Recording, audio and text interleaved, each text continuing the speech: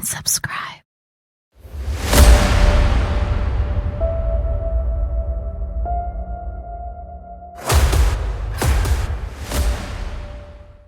Hello everyone! Hello everyone, I want to thank you all for coming first off. You obviously all know just partly about the Krays. This is their very first boxing pictures. Oh, wow. This one's Ronnie. The one with the softer face is Ronnie. And the one that's sitting bolt upright is Reggie. Yeah. So, and that's when they was doing their very first. They're in the front row, so please pass them round so you can have a look. So sorry, what did you ask? You asked about their mum? Yeah. Their mum was a typical East End woman, tough as nails. But what a lot of people didn't know, that they had a sister as well. That when she died when she was really young, and her name was Violet as well.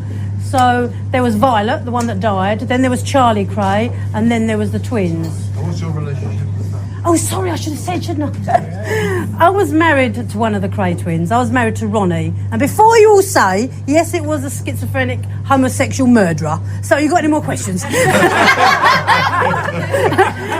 asked me the same thing. Which one was you married to? So, yeah, I was married to the one in Broadmoor. So, I was... You were much younger than them.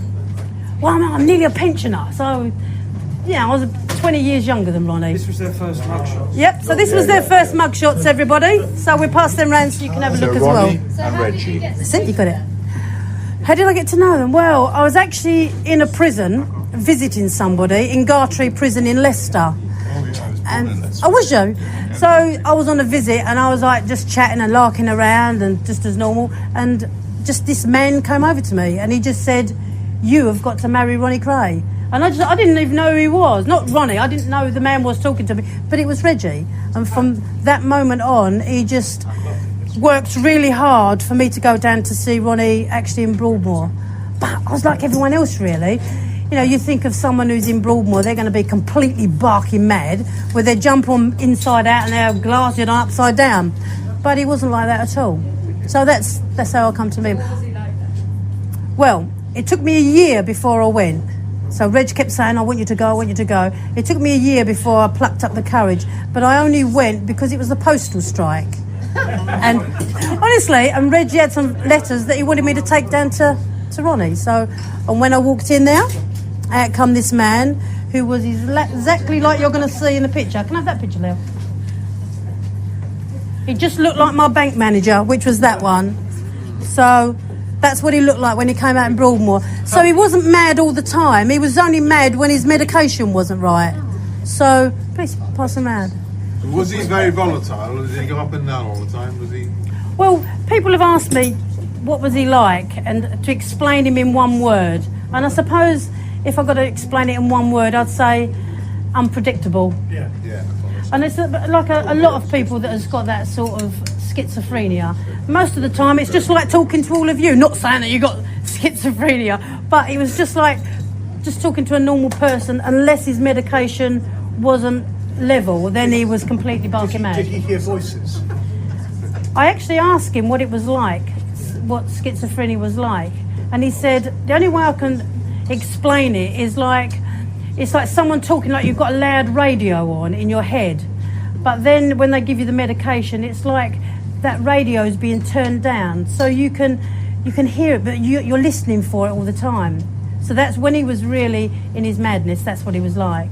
But then he wouldn't see me then. He said to me when I was first with him that as soon as I start to get those feelings, I really don't want to see you, because they start to get paranoid and you know, and they even change with the way they look. So when he was in his complete madness, I didn't go to see him for a couple of weeks. So then he'd ring me up and say, "I'm all right now, you can come back." So how did they drive him, those feelings? You know, how did they motivate what he did? Nigel's a psychologist, by Oh, the way. really? Now, I'm going to tell you something what happened to me. When I was married to him, there was a big article in one of the magazines, or the Sunday Times or whatever, and it was all like about their paintings. And there was a painting of Ron's and it had this really deep blue and red sky. And the psychologist, I apologise, said that this man who painted this picture is completely mad and he has deep, dark feelings. So when I asked Ron about it, he said, that's the only colour paint I had in my paint box. So there you go. Psychologist, is it? You must have heard a lot of people comment about them and talk about them. Yeah. Would you say are the biggest misconceptions people have about them, or the most common things you see or hear written about them that frustrate you because that's not the case or not the guys you Well, I honestly, and this is the truth, I try not to watch the programmes that are done about them, because I don't like what people say. It might be someone who've only met them once, or maybe I've got a letter from them, and then they think that they be able to talk about them. And they like to say that, oh, Reg was the sane one because he was in prison, and Ron was the mad one, and Reg tried to keep Ron in control all the time. But that really wasn't the case. The main thing, the only thing that mattered in their relationship was their bond. It didn't matter about anybody else. I mean, as soon as Reg wanted me to marry Ron, that's all he wanted. And as soon as I married him, Reg didn't like me anymore. And they would, I don't know whether that's right with all twins, I really don't. Yeah, Reg was first, he was 10 minutes older. But I've got to say that as soon as I was married to Ron, then Reg wouldn't like it, and they'd use me as a whipping post, if you like. It'd be, you tell Reg, but when I see him, I'm going to tell him this, or I'm going to do that. And then I'd be like the pigeon going, Ron said. And then Reg would say, well, you bloody well tell him what I said. And then it was like, Reg said, and it was like, let's kill the messenger. What was it like for them being separated? Well, this is a lot of things that people don't know this, that they had internal visits. Oh, really? Yeah, so every 3 months, Reg would be taken from whatever prison he was in, say from Gartree in Leicester, and they'd always be taken to Broadmoor, because you couldn't have let Ron out of Broadmoor to go to see him. So every 3 months, Reg would go to see Ron, and there'd be like outriders and taking him to see Ron. And then Ron would say to me, just arrange whatever food Reg wants, because in Broadmoor you're allowed to have what food you like so long as you pay. So he could dress in what he liked, he could have what he wanted to eat so long as he paid for it. So I'd make, Reg's favourite was jellied eels. And in fact, I was going to bring some with me tonight. So we could have had a sing-song, I don't know. It would have been more fun, wouldn't it? But so every 3 months he was taken to see him. So, but if they was arguing, Reg would walk into Broadmoor and want to say, go on, bugger off, I don't want to see you. And he'd have to wait another 3 months. So, did they like all that prestige of being like, you know, like the top bad guys? Is that like... Well, do you know what? I have to have thought about that. That was the best money getters I've ever. Sorry, yeah. I don't just tell you about these people first. The big fat guy is Frank Sinatra's bodyguard, Eddie Pucci. There's Ron. There's George Raft. There's Rocky Marciano, and that's Charlie Kray there. So, and that's Reg and Ron. So, please, these are all from my private ones. His brother, the older brother, yeah. The older brother. So these are all from my private pictures. So please pass them around. So sorry, what was your question? So yeah, my question about prestige and whether they how much they fed off that. Well, to be, if I'm not totally honest with you, they was the best money getters I've ever met in my life. For people that have been in prison for that length of time, but they didn't really court it. People courted them, so people would want to go to see them and ask them, oh. There was like, even the Muppets, they went to see him, Jim Manson went to see him and said, you know, we want to do a puppets, and they did the Crow twins. But for, honestly, it wasn't true. And so they had all the drawings and all the puppets made, and then they was going to pay them, you know, sort of silly money to, you know, to use that. Yeah. But then Ron got really cross and didn't think he looked like a crow, so he wouldn't let them do it. So people would go to them and ask them if they could do this or they could do that, but then they would have to pay them to do that. So they didn't really court it. People come to them.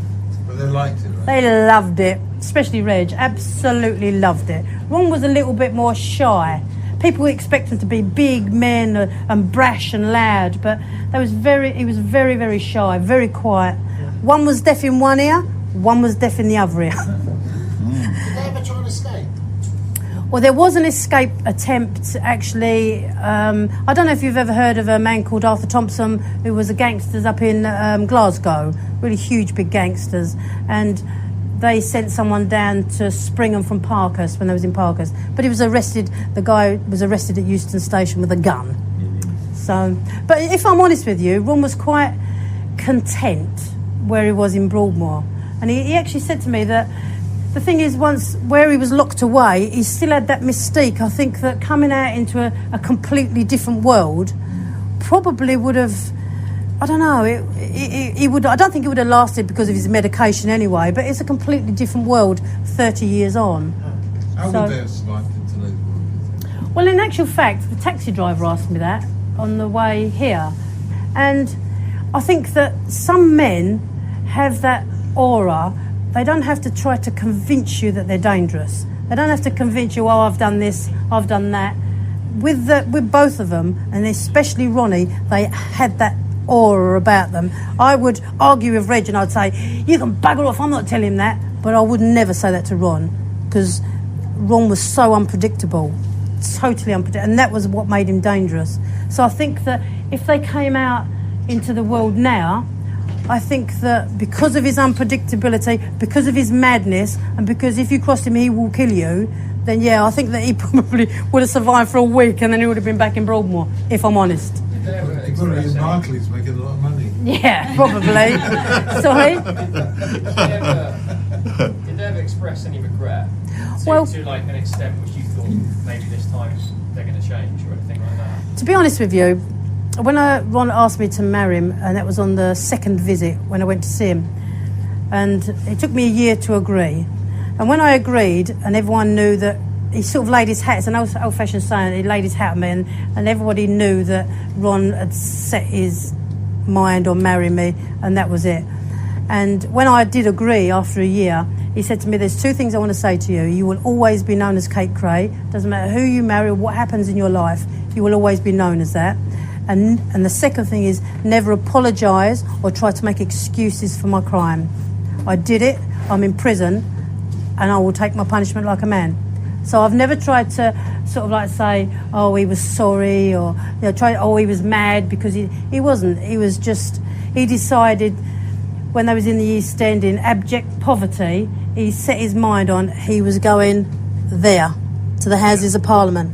And that's exactly where Ron went. So you obviously know about Boothby, but Ron used to have lunch in the Houses. That's where he wanted to go, and he set his mind on it. And then you're talking about these two men that was brought up in the 30s, completely undereducated. You imagine how dangerous they were when they were undereducated. You imagine if they was educated, they would have been really dangerous. They could have been Prime Minister, God help us. So no, that he did what he did. So. How were they treated when they were in prison? Well, By both the prisoners and the guards, there's obviously a difference. Well, Broadmoor was completely different because they were nurses that looked after them. But obviously in prison they were guards. But because of who they were treated differently, if I'm honest. They used to get lots of extra visits, or Ron certainly had a visit in the morning and a visit in the afternoon. 2 hours in the morning, 2 hours in the afternoon. So, but it cost him. I've got to say, if Ron wanted to ring me at 3 o'clock in the morning, he would have to pay a guard whatever it is he wanted. And for some strange reason, a lot of them wanted Yamaha organs. So I used to go to, it's the truth, I used to have to go to Argos or something and come out with a Yamaha organ and meet sort of like, and there used to be a statue outside Broadmoor, which is the only place where the security cameras were, and so I used to just like lift my boot up and there'd be a Yamaha organ in there, and that's what Ron had to buy so he could ring me at 3 in the morning. So I suppose it's the same as with any prison, you know, you get what you want if you pay for it. How often did you see him then? As often as he could, if I'm honest. Like I said, he'd have a visit in the morning and a visit in the afternoon, but he didn't understand traffic. Now I lived in Kent at the time, and he was in Broadmoor, which is like Berkshire. So he'd say, come and see me for the 10 o'clock visit. To get round that M25, it was an absolute nightmare. I'd have to leave at 6 o'clock in the morning and I'd be thinking, oh mate, he's going to go mad because I'm late.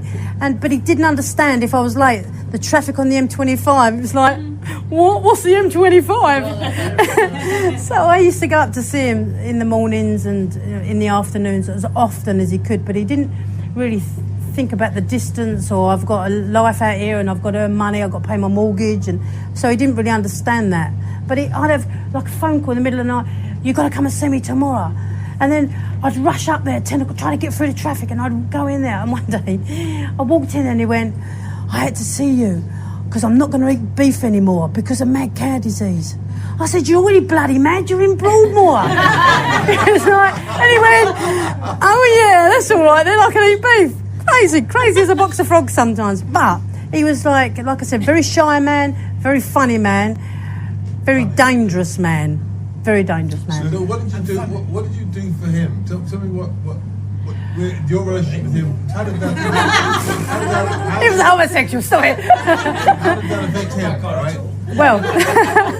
Well, my relationship with Ron was really weird because before me, he had his mother, and as soon as you separate a twin, they need somebody, and Violet, their mum, was Ron's, and so when the mother died, sort of like there I was all of a sudden sort of all noisy and joking about, and there's this man who's been in prison for 20 odd years then, and his life must have been so, I don't know, just so difficult at that time. It was the same old when especially if you're in a mental asylum, and then all of a sudden comes this bird, is all noisy and all jokey, and all of a sudden the nurses said that we see a change in him. He started to laugh again, and then the I don't know, the society, I don't suppose they're society, who are they? The officers and the nurses and the doctors took me to one side and said, look, Ron hasn't been off the ward for 12 years and we really want him to get a job. And I said, well, he's not going to do no basket weaving, it ain't worth us. They said, no, we've got to get him off the ward because it could be good for him. So they said, but we need your help, we want you to talk to him about it. So I said, oh, it'd be fantastic, get outside, go and work in the garden or do something. He went, I'm going to do it for you. And then I'll see him on the next visit, and he had a little bit of colour, and he looked better. And within a week, I got a phone call in the middle of the night. You've got to come and see me. I want to tell you something. And I walked in there, and he went, I'm going to give me a job up in the garden. Paper boys get paid more than me. I'm not doing it anymore. So they was giving him 12 quid a week or something to go out and do some gardening or something. So he decided we weren't going to do it anymore. So what did I do for him? I don't know. I suppose I just showed him something different, I suppose. That humour, I think. So how long were you married? When, what age was he? What age were you married? And how long were you married for? And when? Okay. Was he in prison when? Yeah, he was in Broadmoor. The whole time? Yeah, the whole time that he was actually in Broadmoor. He was moved to Broadmoor in 1978.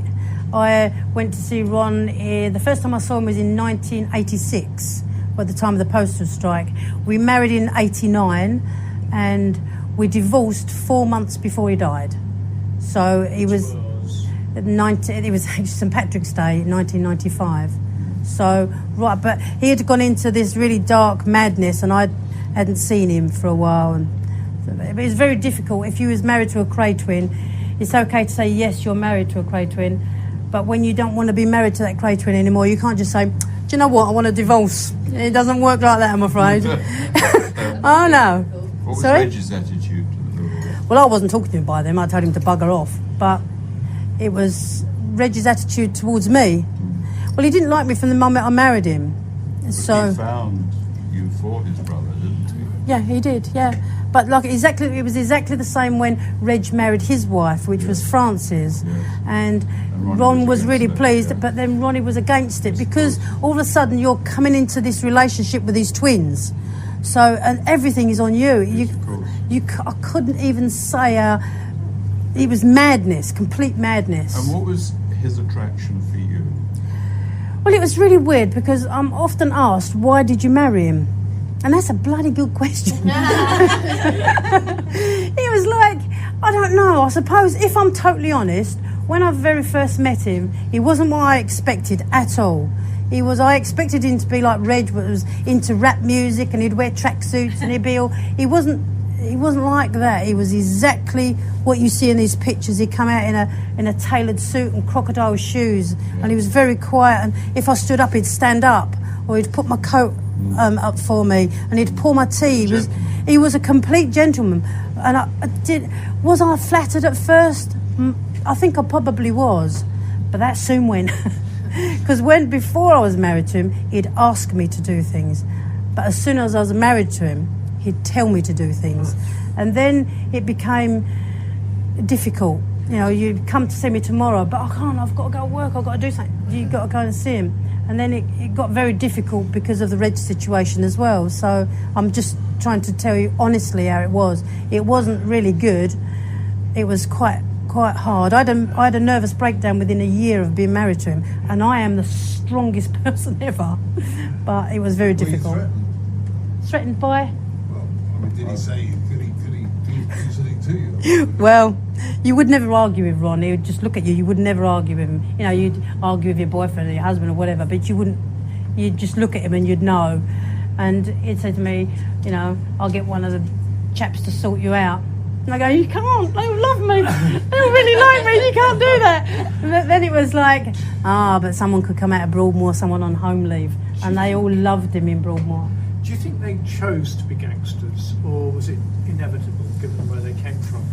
I think that when you're in the East End and there's nothing but poverty, and they used to fight all the time amongst themselves. Yeah. They was really strong, very, very strong people, but they could also fight with anyone, and they would beat them. They could have been professional boxers, but I think that they knew where they were going, and absolutely nothing was going to stop them, or no one. What was their relationship with their older brother Charlie? Like, what was his? Did he have a role in their kind of like scene, or what did they? They hated Charlie, and the reason they hated Charlie, they didn't hate him when they was out, but when they was in prison, they hated Charlie because Charlie was out, and it was Charlie Kray. He could walk into any club, people wanted to buy him drinks, and he was in the papers, and he was this, and they was quite jealous of that. They didn't like that, and what they used to do, if you upset them, like Charlie upset them, or if I upset them, they wouldn't call you Kray anymore. They'd call me KX or Charlie X. It's really stupid. But it only lasts a week. They'd write to you and they go to KX. It was like, can you give me some Brill cream or get me vest from Marks? Do you know what I mean? But I'm not going to call you Kray anymore. So it was just the way they were, really. Did he have? What did he do? Kind of for a living? Was he a gangster as well, or what did he? Charlie was a gangster. Yeah, Charlie actually died in prison because when they was out, Charlie got involved in drugs and so on, and there was a police set up. Not that he wasn't doing it, because he was, and it was a sting, and he got 12 years, and he must have been near on 70 then, and they give him 12 years, and he died in prison. Why did he have to go and do? Like, it's a coke deal, right? Why? I don't know why. Why did Charlie have to do it? Enough for him already. Charlie, I mean, not just Charlie, I've got to say, and it's a lot with a lot of gangsters. They're quite greedy, they're quite money orientated, and that's just being honest with you. So Reg and Ron, they hated drugs, they hated racism, they hated anything like that, but that wasn't their sort of thing. They could get money in other ways. But Charlie was quite greedy, and when you live outside, you've got that appearance to keep up. He was Charlie Kray, he's got to have nice suits, he's got to do this, and that all costs money. So he got into drugs because he was out, and the world changed, and that's what he went into. But they were very cross at the time, I've got to say, you know. Do you think the Kray twins could exist now, or is the underworld scene now so much Dinosaurs. taken over by They're drugs? dinosaurs. Are they dinosaurs? They are a Or lot is of it all dinosaurs. taken over by people from Russia and elsewhere? A lot of the old gangsters are still about, and there's lots of people that really, I mean, there's no one like the Kray twins. They've got that notoriety because there was two. Yeah. But I think that it's a different world. It's all drug orientated. They had the code of conduct, if you like. You know, no one would sort of like cross them, or there's like a respect thing. But with drugs nowadays, they kill you for a wrap of gear. Let's be honest. That wasn't like that with them. Now, anyway. Sorry? It's all fragmented now, Yes. anyway. Yes, you're right. It is. Before you had Richardson's and Yeah, Krays and, yeah. But if I'm honest, especially when I was married to what is he doing down there? He's rummaging about down there. Sorry, everybody. This is Razor, everyone. This is Razor. So what was I talking about?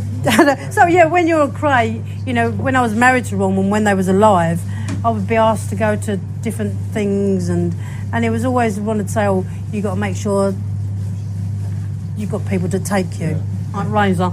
And you'd have to walk into these places, and people wanted to know about them, and they wanted to ask me questions, and what were they like, and so I think that they still would have had that attraction if they'd come out. If someone knew that the Kray twins was in a pub, I'm sure you would have all wanted to go and have a drink with them. What did you make of the Adams arrest recently? Because they're the last old school. They are. Right? There's still That's quite it? a few. No, there's still quite a lot that are still out there.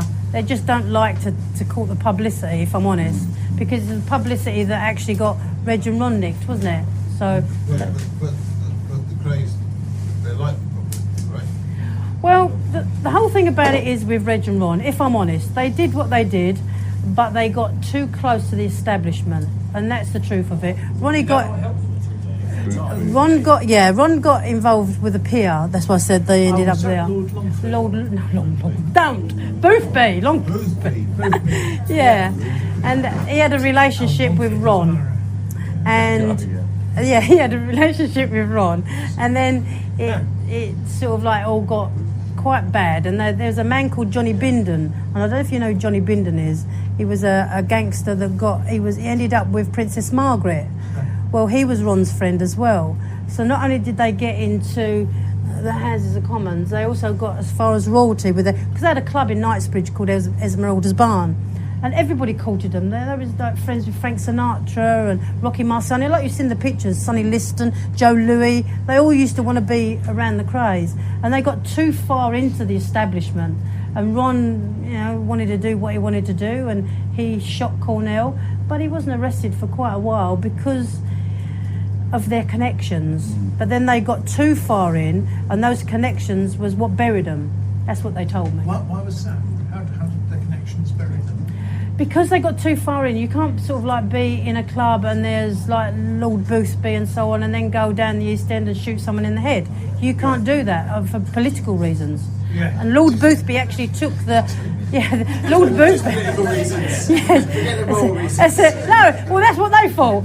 But in saying that, Lord Boothby denied his association with Ron, and he took the Mirror to court and won £40,000, which was a lot of money in those days. But Ron never ever said, yes, we did have a relationship. Was there like any kind of? Have you ever met like the wags of other gangsters? And do you have? Is there any kind of? It's code of conduct. Is there any kind of? Have you ever found like an empathy or like a connection that other people have? Because it must be quite a unique situation. Yeah. You found yourself in. Have you ever found Well, relate to? I've got to say, when I was married to Ron, he said, it was awful really, he said, you can always tell how good the gangster is or how high up he is, but if you look at his wife, by the fur coat she wears. Anyway, so now I've got to say, he ended up buying me a white fox fur coat and a string of pearls, and I looked like bleeding Pat Butcher. and he was like, no, please don't make me wear it. It was just awful. So then, you have to go to gangster dudes when you're married to a gangster. Thank God I'm not like it anymore. But you have to go to gangster dudes and you have to wear a white fur coat with a string of pearls, and you listen to the other gangsters and they're looking, she's only got a fox, that one. It's like, but I had a good fox. Are you still in touch with the rest of the family? Well, there's not many of them alive. I actually had a pub over in Kent, in Westbury, near Canterbury. Whereabouts? Westbury. I used to go to a lot when I was growing up. Because they had a pub Did you? festival, hadn't they? Yeah, that's Not it. solely for that reason. Oh, so you've been to a pub, did you? Yeah, to the Yew Tree. So we had a pub there, but there was a cousin called John, and he lived in Westbury as well. And he had a pub, the Chesterfield Barn, which is... I used to go to a lot. the Chesterfield Barn, yeah. See? So, but John died a little while ago. Yeah, go on, ask him. But I've got to say, when I had the pub, we never had any trouble in the pub. So that was good. Any more questions? He was gay. Yeah, everyone knew he was gay. Yeah, I knew he was gay. But Bisexual. no, he tried to tell me at one point he was bisexual, but he wasn't. He was completely gay. And he was like, I'll be talking to him, and then some nice looking man would walk past, and it was like totally like, he was like lose interest. But yeah, he was gay, but it's like a lot of gay men, they love women, and he loved being around women. Did you like having a wife? He loved having a wife. Because it was like appearance? Well, we could have had conjugal rights, and lots of people have asked me if we did or if we didn't. So, but he liked having a wife. He liked that closeness. He liked having someone that, I don't know, I suppose he used me like a cashmere coat off his arm. I don't know. That's what I used to tease him. But no, he did like having a wife. What was in it for you? What was in it for me? Like I said just now, I think, fur coat, looking like Pat Butcher. I think what was in it for me at that time, I was very flattered.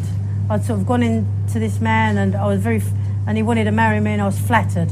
And everybody, I liked the respect that people, all his friends. It was like, oh, the Colonel wants to see you, the Colonel loves you, because that was his nickname.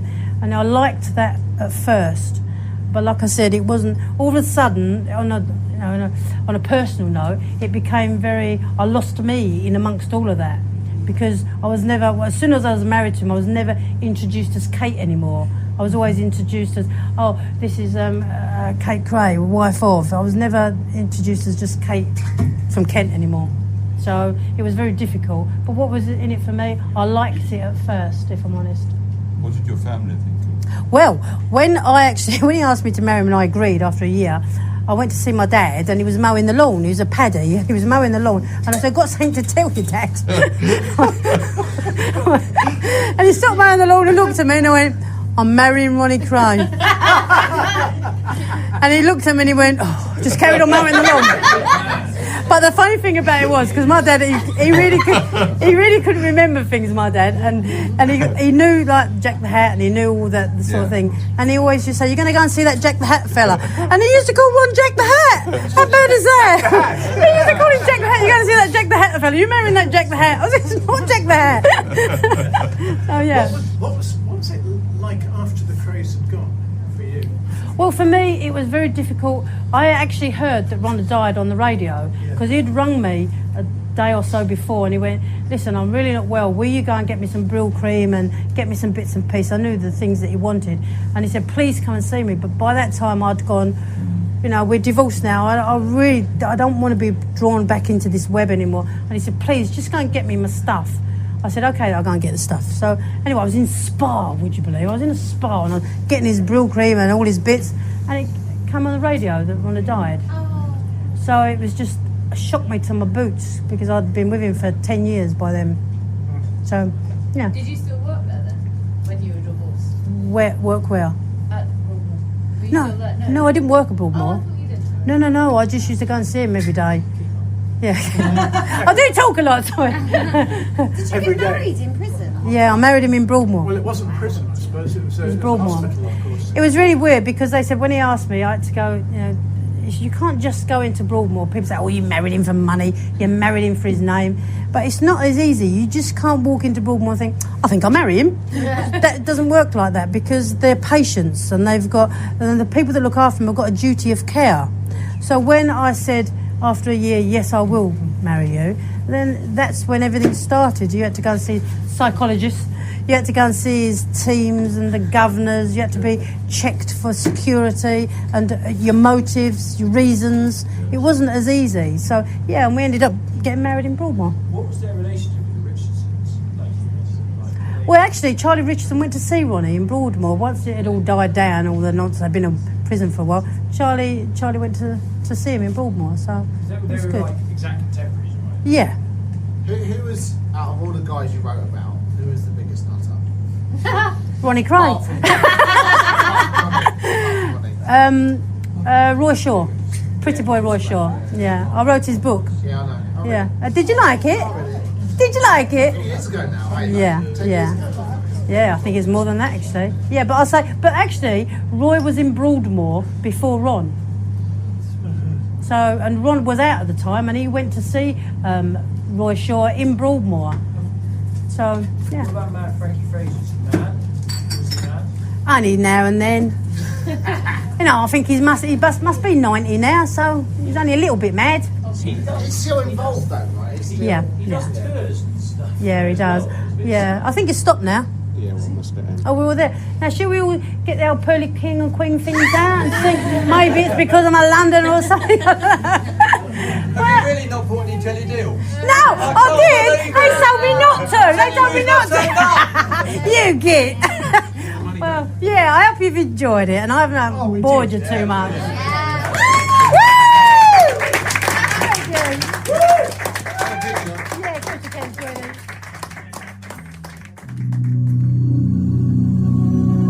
Thank you for watching. If you enjoyed the video, please join our Facebook group. It's called Krays Crime Lords of London, We're a friendly moderated group with over 1,000 Kray and other celebrated gangster videos available for view. There's also thousands of images in the photos sections. The link for the group is in the YouTube description section. I hope we see you there soon. Leave a like and subscribe.